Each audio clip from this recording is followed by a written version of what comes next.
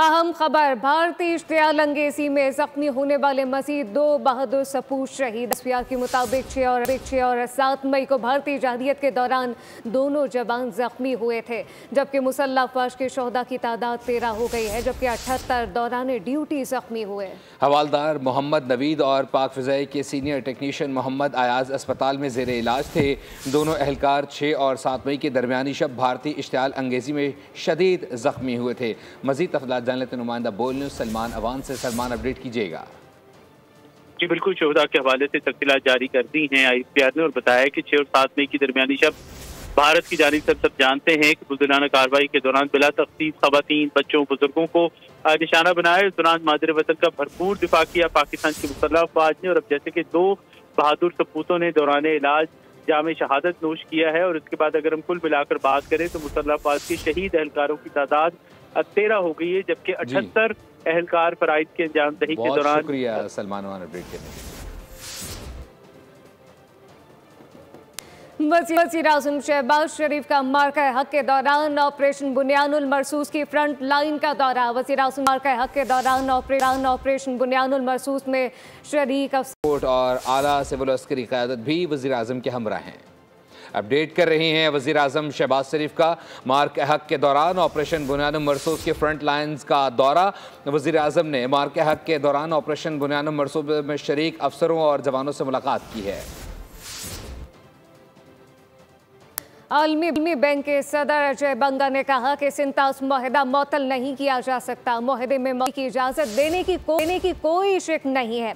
मुआहदे को ख़त्म करने या तब्दीली के लिए पाकिस्तान और भारत दोनों का मुत्तफ़िक होना बहुत ज़रूरी है, जबकि अजय बंगा ने वाज़ेह किया कि सिंतास मुआहदे में आलमी बैंक का किरदार एक सहूलतकार का है। मीडिया में इस बारे में बहुत सी कयास आराइयाँ जारी हैं कि आलमी बैंक कैसे इस मामले में मुदाखलत करेगा और इस मसले को कैसे हल किया जाएगा, लेकिन ये सब बातें बेईमानी है। और वाघा अटारी पोस्ट पर पाकिस्तान और भारत के एक कैदी का तबादला। इंडियन बॉर्डर सिक्योरिटी फोर्स के पूनम कुमार शाह को भारतीय हुक्काम के हवाले कर दिया गया, जबकि पंजाब रेंजर्स के मोहम्मदुल्लाह को पाकिस्तानी हुक्काम के हवाले किया गया है। वाघा अटारी पोस्ट पर पाकिस्तान और भारत के एक कैदी का तबादला हुआ है। इंडियन बॉर्डर सिक्योरिटी फोर्स के पूनम कुमार शाह को भारतीय हुक्काम के हवाले कर दिया गया है, जबकि पंजाब रेंजर्स के मोहम्मदुल्लाह को पाकिस्तानी हुक्काम के हवाले कर दिया गया है। वाघा अटारी पोस्ट पर पाकिस्तान और भारत के एक कैदी का तबादला हुआ है।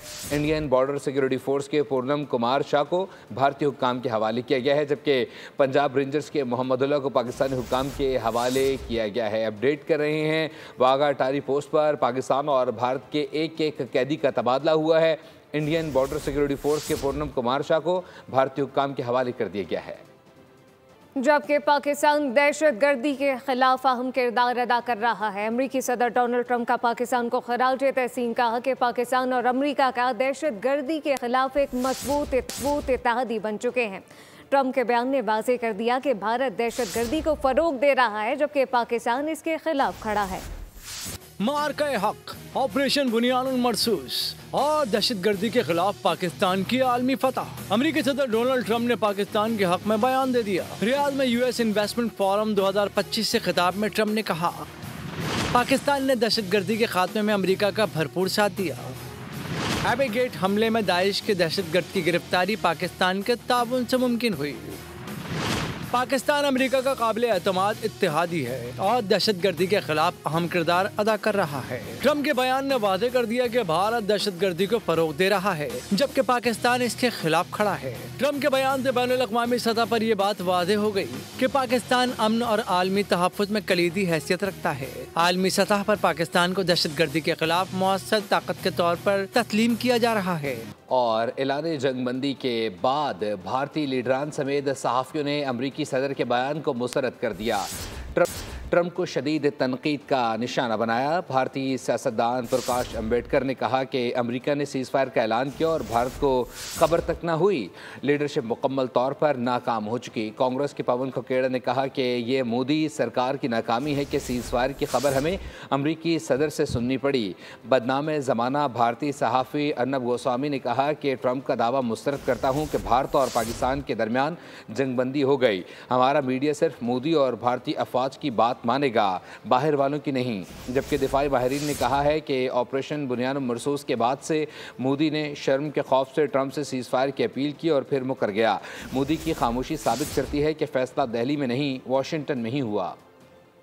भारत में तो हलचल है ही, लेकिन पाकिस्तान में जो माशी माहौल है वो काफ़ी ज़्यादा मुस्तहकम दिखाई देता है। सफ़े अव्वल के आलमी मालियाती जरीदे ने इक़्तिसादी मैदान में पाकिस्तान की कारकर्दगी माशी करिश्मा करार दे दी है। आलमी जरीदे बैरन की रिपोर्ट में कहा गया कि पाकिस्तान की जानिब से तवज्जो ना दी जाती तो सरमायाकार बहुत ज़्यादा पछताएंगे। सालाना 40% महंगा अब तकरीबन सिफर हो चुकी है। महंगाई में वाज़ेह कमी आई है। साथ साथ कहा गया कि सालाना 40% महंगाई अब तकरीबन सिफर हो चुकी है। आलमी माहिरीन ने इक्तिसादी हवाले से गुड स्टोरी करार दे दिया।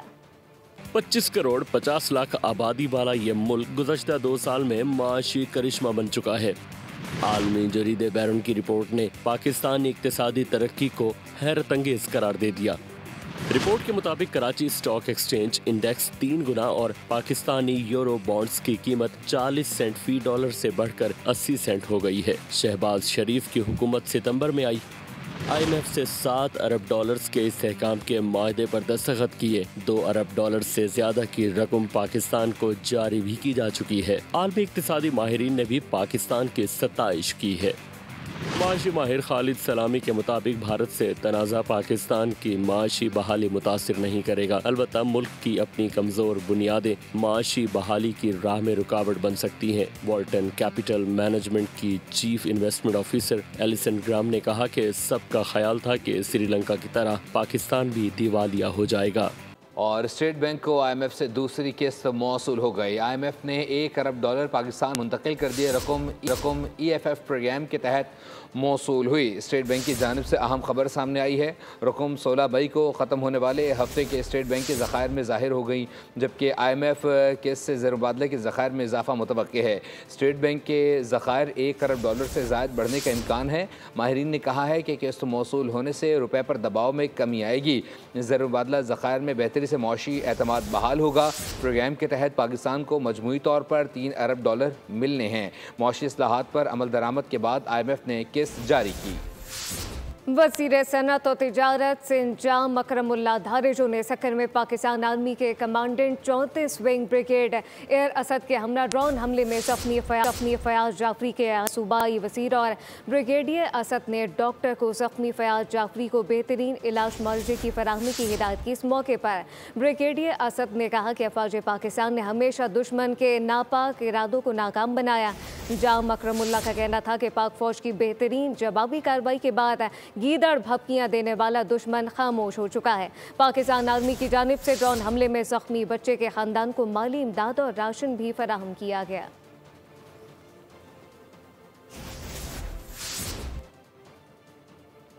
और लाहौर में आखिरी मिनट स्टॉप पर वन वे की खिलाफ वर्जी करने वाला डंपर बेकाबू होकर उलट गया। हादसे में खवातीन समेत 5 अफराद जाँ बहक। जबकि वाक़या किस तरह पेश आया, तफसीलात जानते हैं खुर्रम मलिक से। जी बिल्कुल, लाहौर के इलाके GT रोड आखिरी मिनट स्टॉप पर मौजूद हैं, जहां पर आज इंतहाई अफसोसनाक वाक़या पेश आया कि एक डंपर के बाइस 5 अफराद जो हैं वो हलाक हो गए हैं, जिनमें 3 खवातीन हैं और 2 मर्द जो हैं वो शामिल हैं। और खवातीन में बच्चियां जो हैं वो कम उम्र की जो अपने स्कूल जा रही थी वो भी शामिल हैं। एनी शाहिद हमारे साथ मौजूद है, इनसे जानते हैं ये वाक़या किस वक्त पेश आया और ये जो ड्राइवर था कितनी स्पीड में आ रहा था। जब मैंने देखा तो ये डंपर बहुत स्पीड से 70 से 80 की स्पीड में तेज़ आ रहा था। उसमें काफ़ी कूड़े की तादाद में लोड था। इसने ये नहीं कहा कि हमने इसका रोड सीधा था, इसने वन वे खिलाफ वर्जी की है। ये बहुत स्पीड से इसने कट की है, इसके से संभाला नहीं गया, ये ऐसे उल्टा है। उसमें जो स्कूल में बच्चे थे वो बंद रिश्के में वो नीचे आ गए, उसी वक्त वो हलाकतें हुई है। जो इनके साथ जो थे उसके एक आदमी की टांगें टूटी हैं और जो ड्राइवर मौके की निस्बत में देख के मौका वादा वो भाग गया है। इसी तरह लाहौर की सड़कों पर ये डंपर जो है मौत का समा बांधे हुए हैं और आज इन्होंने लाहौर मेन GT रोड पर खिलाफ वर्जी करते हुए 5 अफराद को बहुत शुक्रिया। बदलते सूरत हाल का जिक्र कर लेते हैं। पंजाब में दर्जा हरारत में इजाफे और हीट वेव के अलर्ट जारी कर दिए गए। पीडीएमए ने सूबे भर के कमिश्नर और डिप्टी कमिश्नर को अलर्ट रहने की हिदायत की है। 15 मई से 19 मई तक पंजाब में हीट वेव का खदशा जाहिर किया गया। 20 मई तक दर्जा हरारत 4 से 7 डिग्री सेंटीग्रेड मामूल से ज़्यादा रहने का इम्कान जाहिर किया गया है। मगरबी हवाओं का सिलसिला 19 मई की शाम से पंजाब में दाखिल हो सकता है, जबकि 19 और 20 मई के दौरान बारिश होने की तवक्को है।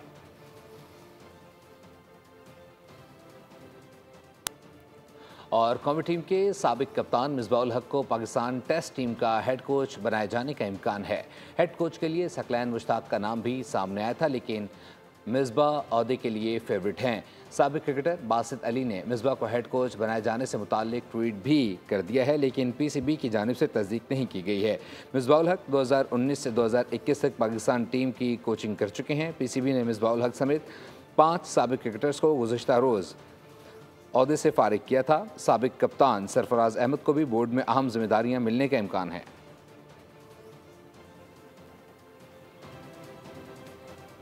न्यूज़ स्टूडियो से फिल वक्त के लिए इतना ही। मज़ीद खबरों और अपडेट्स के लिए विजिट कीजिए हमारी वेबसाइट bolnews.com। आप देखते रहिए बोल न्यूज़।